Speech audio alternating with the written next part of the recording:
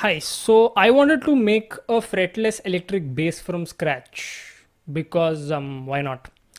However, I'm not a seasoned woodworker, so I thought it would probably be a better idea to first make something simpler and then work my way up to a bass guitar. So I decided to make a stool. Now, the idea of a stool doesn't really sound interesting. So, just to make things a bit interesting, I decided to not use nails or screws. Oh my God, who the hell cares? So I went out and bought 20 of these 4 foot long beams, and the guy who was selling this to me seemed like he was shutting down shop, so he didn't really allow me to inspect each and every piece. He was selling it in bundles. So the first thing I did was I tried marking each and every piece and trying to figure out what all lengths I could actually use. Because as it turns out, a lot of these beams were actually rotten from a lot of places. Now, once I was done with that, I picked up a few pieces and started working on the seat. Now, for making the seat, my idea was simple. I just wanted to cut a bunch of these beams and glue them together to form a plank, and that would be the complete seat. Now, I don't have a workbench, so I had to use a stool to rest my workpiece against to cut it. And yeah, I noticed the irony of using a stool to make a stool.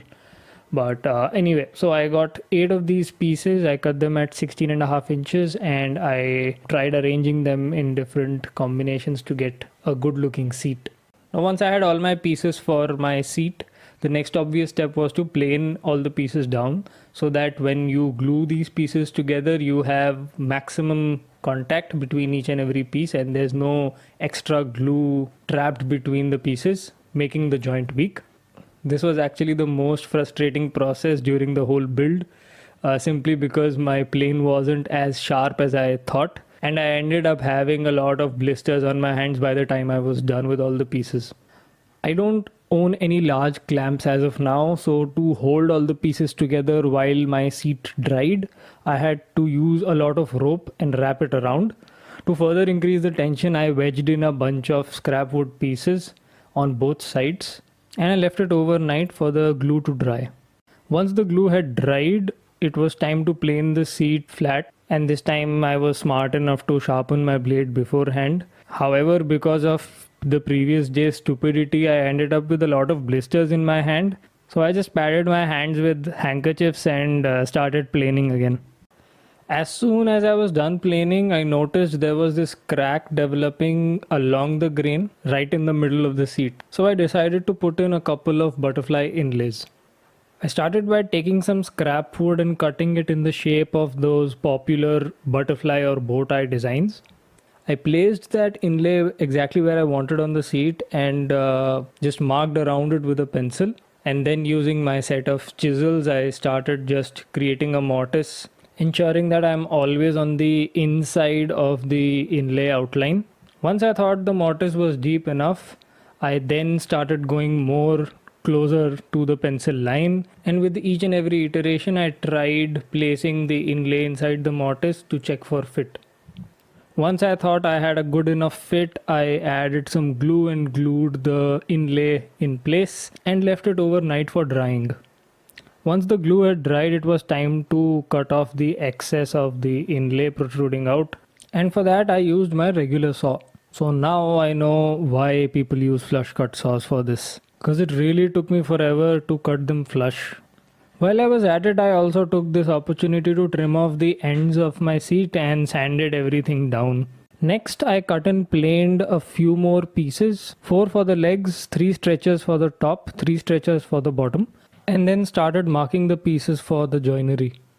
To ensure stability, stools have a rake and a splay, which simply means that the legs aren't parallel, they are spread apart near the bottom. Now, to achieve this, woodworkers usually have to deal with compound angles, which are kind of complicated to implement. So I tried a different approach. Instead of looking at the angles, I decided to think about the distance between the legs near the seat and near the floor, and that kind of simplified the problem for me.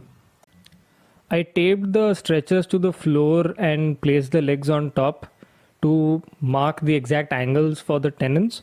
Here I actually used the floor styling itself as guides to ensure that the stretchers were aligned properly and were parallel to each other. Normally mortise and tenon joints are made at 90 degrees.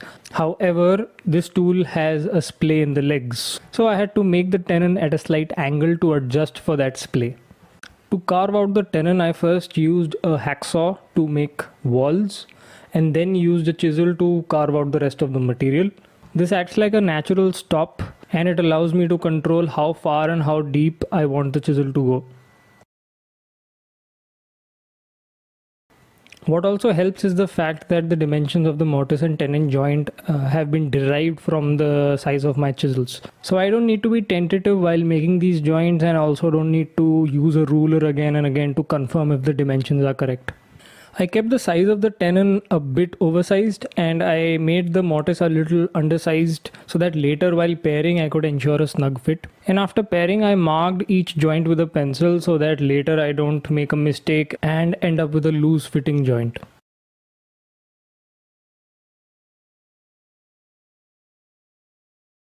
Just for the sake of variety and to speed up the process a little, I decided that one stretcher on top should have cross lap joints.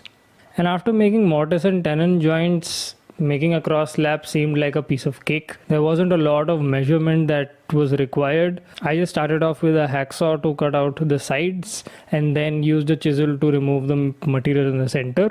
After I had cut the stretcher, I tried to place it back in the stool frame and then marked the remaining two stretches for the other side of the cross lap and repeated the same process.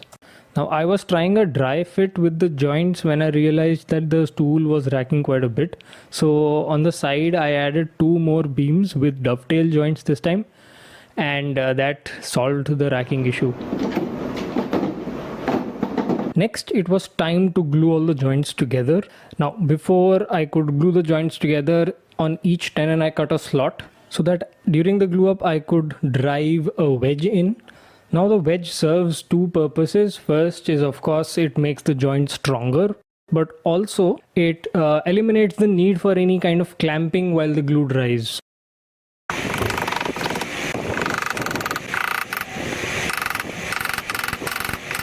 Once the glue had dried, I cut off the excess with a saw and then cleaned it off with a chisel. To attach the seat, I drilled a bunch of holes in the frame and the seat and joined them together using dowels. Once the seat was in place, I thoroughly sanded the complete stool to get rid of any sharp corners or splinters. I wanted to experiment with making my own wood finish at home, so I mixed paraffin wax and vegetable oil and applied a single coat on the stool.